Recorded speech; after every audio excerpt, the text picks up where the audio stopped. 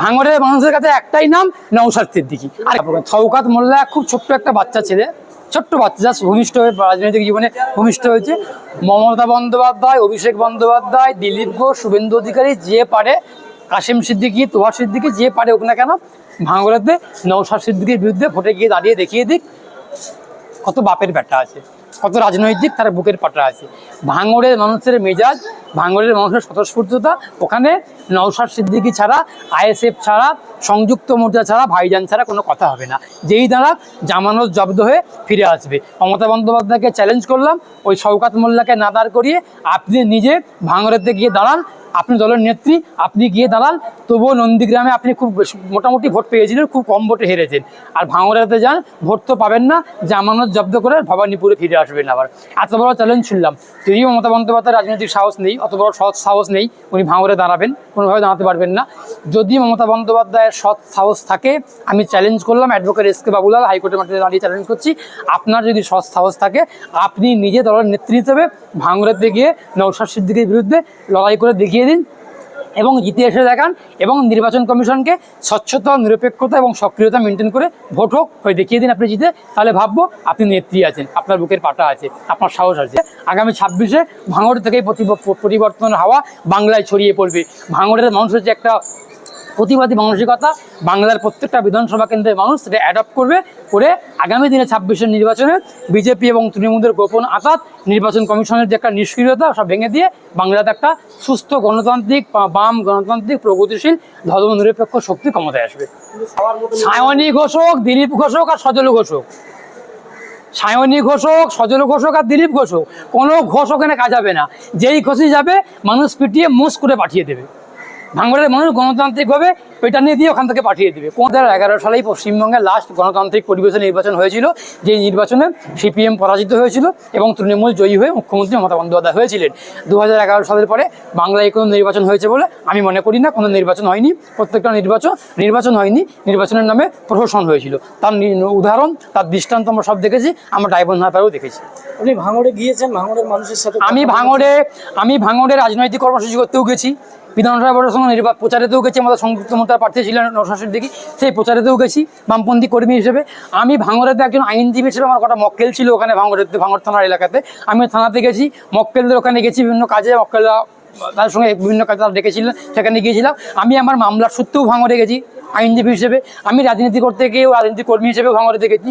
ভাঙড়ের মানুষের যে মেজাজ, ভাঙড়ের মানুষের যে একটা স্বতঃস্ফূর্ততা, ভাঙড়ের মানুষের যে একটা উদ্যোগী মানসিকতা, এইটা দেখে আমার মনে হয়েছে ভাঙড়ে ভাইজান ছাড়া, ভাঙড়ে আইএসএফ ছাড়া, নওশাদ সিদ্দিকী ছাড়া, সংযুক্ত মোর্চা ছাড়া কোনো কথা হবে না। একটাই কথা, নওশাদ সিদ্দিকী। অনেকে দাবি তুলছে যে নওশাদ সিদ্দিকী 5 বছরে কোনো রকম একটা লাইট পোস্ট, একটা কল বা কিছু রাস্তাঘাট, কোনো রকম কিছু কাজ দেখলাম না। একজন ভাঙড়ের প্রার্থী, ভাঙড়ের বিধায়ক নওশাদ সিদ্দিকী যা কাজ করেছেন, যতটা ভাঙড়ের মানুষের পাশে থেকেছেন, দাঁড়িয়েছেন, এমন দৃষ্টান্ত, এমন নজির অন্য কোনো বিধানসভা কেন্দ্রে নেই।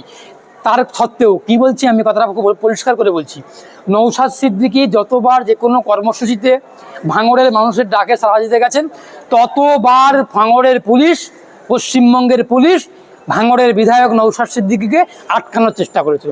কখনো আটক করা, কখনো গ্রেপ্তার করা, কখনো বন্দি করা, একাধিকভাবে আটক করার চেষ্টা করেছেন। রাজ্য সরকার ভয় পাচ্ছে বলে? ফলে ভয় থেকেই তো হচ্ছে। শাসক যখন ভয় পায় তখন বিরোধীদের কণ্ঠ রোধ করার চেষ্টা করে। কেন্দ্রের বিজেপি সরকারও যেমন করছে, বাংলায় তৃণমূলও তার কোনো রকমভাবে বিপরীত কিছু না, আমরা দেখতে পাচ্ছি। আবারও বলছি, শাসক যখন মানুষকে ভয় পায় তখন গণতন্ত্রের ভয়ে, গণতান্ত্রিক ভয়ে মানুষের কণ্ঠরোধ করার চেষ্টা করেন, বিরোধীদের কণ্ঠরোধ করার চেষ্টা করেন। ভাঙড়ের এমএলএ, ভাঙড়ের বিধায়ক নওশাদ সিদ্দিকী যেভাবে ভাঙড়ের মানুষের পাশে দাঁড়ানোর চেষ্টা করেছেন, বারংবার প্রশাসনিক সরকারি বাধা এসেছেন, পুলিশি বাধা এসেছেন, সেই বাধাকে উপেক্ষা করে ভাঙড়ের মানুষকে সঙ্গে নিয়ে ভাঙড়ের মানুষের পাশে গিয়ে দাঁড়িয়েছেন, এমন নজির অন্য কোনো বিধানসভা কেন্দ্রে নেই। অনেকেই বলছেন যে শওকত মোল্লা মহাশয় তিনি ভাঙড়ের বুকে দাঁড়াতে পারে এবছর, কেন তিনি যে কবার দাঁড়িয়েছেন ক্যানিংয়ে, সেই কবার জিতে এসছেন, সেই কবার জয়ী হয়েছেন, উনি হয়তো এবছর ভাঙড়ে দাঁড়াতে পারে।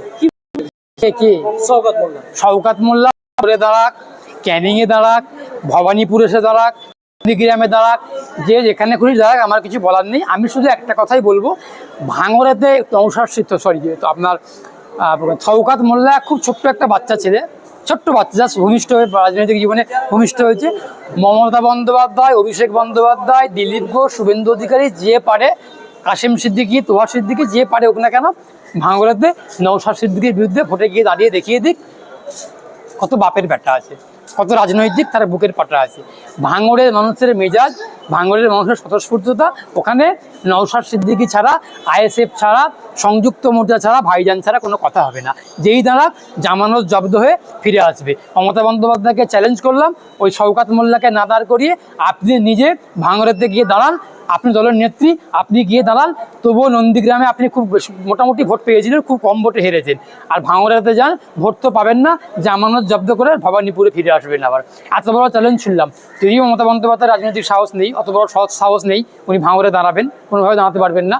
যদি মমতা বন্দ্যোপাধ্যায়ের সৎ সাহস থাকে, আমি চ্যালেঞ্জ করলাম, অ্যাডভোকেট এস.কে বাবুলাল, হাইকোর্টের মাঠে দাঁড়িয়ে চ্যালেঞ্জ করছি, আপনার যদি সৎ সাহস থাকে, আপনি নিজে দলের নেত্রী হিসেবে ভাঙড়াতে গিয়ে নওশাদ সিদ্দিকীর বিরুদ্ধে লড়াই করে দেখিয়ে দিন এবং জিতে এসে দেখান, এবং নির্বাচন কমিশনকে স্বচ্ছতা, নিরপেক্ষতা এবং সক্রিয়তা মেনটেন করে ভোট হোক হয়ে দেখিয়ে দিন আপনি জিতে। তাহলে ভাববো আপনি নেত্রী আছেন, আপনার বুকের পাটা আছে, আপনার সাহস আছে। ওইখানে ভাঙড়ে যেটা বললাম, ভাঙড়েতে নওশাদ সিদ্দিকী ছাড়া কোনো কথা হবে না। এইটা সায়নী ঘোষ হোক, দিলীপ ঘোষ হোক আর সজল ঘোষ হোক, সায়নী ঘোষ হোক, সজল ঘোষ হোক আর দিলীপ ঘোষ হোক, কোনো ঘোষ ওখানে কাজ হবে না। যেই ঘোষই যাবে মানুষ পিটিয়ে মুস করে পাঠিয়ে দেবে। ভাঙড়ের মানুষ গণতান্ত্রিকভাবে পেটানিয়ে দিয়ে ওখান থেকে পাঠিয়ে দেবে। কোন ঘোষ, কোন মুস, সেটা ভাঙড়ের মানুষ দেখবে না। ভাঙড়ের মানুষের কাছে একটাই নাম, নওশাদ সিদ্দিকী, আর কিছু বলছি না। কার সহযোগিতা নিয়েছে আর কার অসহযোগিতা পেয়েছে এটা বাংলার মানুষ জানেন, ভাঙড়ের মানুষ জানেন। কারোর তো কোনো রকমভাবে কেউ তো আর ভোটে গিয়ে যেতে পারবেন না। গণতন্ত্রে মানুষ শেষ কথা বলে। গোটা পশ্চিমবঙ্গ জুড়ে বিজেপি এবং তৃণমূল 2021 সালে দুর্নীতি করে, নির্বাচন কমিশনকে হাতের মুঠোতে এনে, কেন্দ্রীয় বাহিনীকে ঠোঁটো জগন্নাথ করে ভোট করিয়ে তৃণমূল কিছু সিট নিয়েছে, বিজেপি কিছু সিট পেয়েছে। কিন্তু ভাঙড়ের মানুষ সেই বিজেপি এবং তৃণমূলের গোপন আঁতাতকে ভেঙে দিয়ে, ভাঙড়ের মানুষ রুখে দাঁড়িয়ে তৃণমূলের গুন্ডামি সন্ত্রাসকে ভেঙে দিয়ে বুথে গিয়ে নিরপেক্ষভাবে ভোট দিয়ে আইএসএফের প্রার্থী, সংযুক্ত মোর্চার প্রার্থী নওশাদ সিদ্দিকীকে জিতিয়েছেন। ভাঙড়ই একমাত্র ব্যতিক্রম, ভাঙড়ই একমাত্র বিকল্প। ভাঙড় থেকেই পরিবর্তনের হাওয়া উঠেছে। আগামী 26-এ ভাঙড় থেকেই পরিবর্তনের হাওয়া বাংলায় ছড়িয়ে পড়বে। ভাঙড়ের মানুষের যে একটা প্রতিবাদী মানসিকতা, বাংলার প্রত্যেকটা বিধানসভা কেন্দ্রের মানুষ সেটা অ্যাডপ্ট করবে, করে আগামী দিনে 26-এর নির্বাচনে বিজেপি এবং তৃণমূলের গোপন আঘাত, নির্বাচন কমিশনের যে একটা নিষ্ক্রিয়তা, সব ভেঙে দিয়ে বাংলাতে একটা সুস্থ গণতান্ত্রিক, বাম গণতান্ত্রিক, প্রগতিশীল, ধর্মনিরপেক্ষ শক্তি ক্ষমতায় আসবে। আমি শওকত মোল্লার কথাই যাব না। ওদের নেত্রী মাঝে মধ্যেই ফুরফুরাতে যান, ওর শওকত মোল্লা ফুরফুরা যাওয়ার কোনো বাধা নেই। উনি আজকেও যেতে পারেন, প্রতিদিন যেতে পারেন, সন্ধ্যা সকালে যেতে পারেন। চোরকে চোর বলে ভুল কি করেছে? যে চোর তাকে চোর বলবে, যে ডাকাত তাকে ডাকাত বলবে। আমি উকিল, আমাকে লোক উকিল বলবে। আমার কাছে কেউ চোর বলেনি, আমার কাছে কেউ ধর্ষক বলেনি, আমার কাছে কেউ ডাকাত বলেনি। আমি চোর, যদি আমাকে চোর বলবে। শওকত মোল্লা চোর নিশ্চয়ই, ওকে যদি মানুষ চোর বলছেন। আমি উকিল, আমাকে মানুষ উকিল বলেন। যে বিজেপি তাকে বিজেপি বলে, যে আরএসএস তাকে আরএসএস বলে, আর যে দাঙ্গাকারী তাকে দাঙ্গাকারী বলে। শুভেন্দু অধিকারী গরুকে কখন বলে, গরুকে শুভেন্দু অধিকারী। যে যেটা করেন তাকে সেটা বলেন। এখানে ভুল কি আছে? ভুল তো কিছু করেন না, মানুষ ঠিক বলেছেন। কাকে বলতে চোর? মুখ্যমন্ত্রী চোরেদের নেত্রী, মমতা বন্দ্যোপাধ্যায় চোরেদের নেত্রী, ধর্ষকদের নেত্রী, গুন্ডাদের নেত্রী, দুর্নীতি কেলেঙ্কারির নেত্রী। আবারও তো বলছি, মমতা বন্দ্যোপাধ্যায় নামটা দুর্নীতি, খুন, সন্ত্রাস, রাহাজানি, ধর্ষণ সব কিছুর মধ্যে থেকে, মিথ্যাবাদীর মধ্যে থেকে উঠে এসেছে। মমতা বন্দ্যোপাধ্যায় নামটা মানেই দুর্নীতি, নামটা মানেই সন্ত্রাস, নামটা মানেই খুন, দাঙ্গা, আর কিছু বলবো না।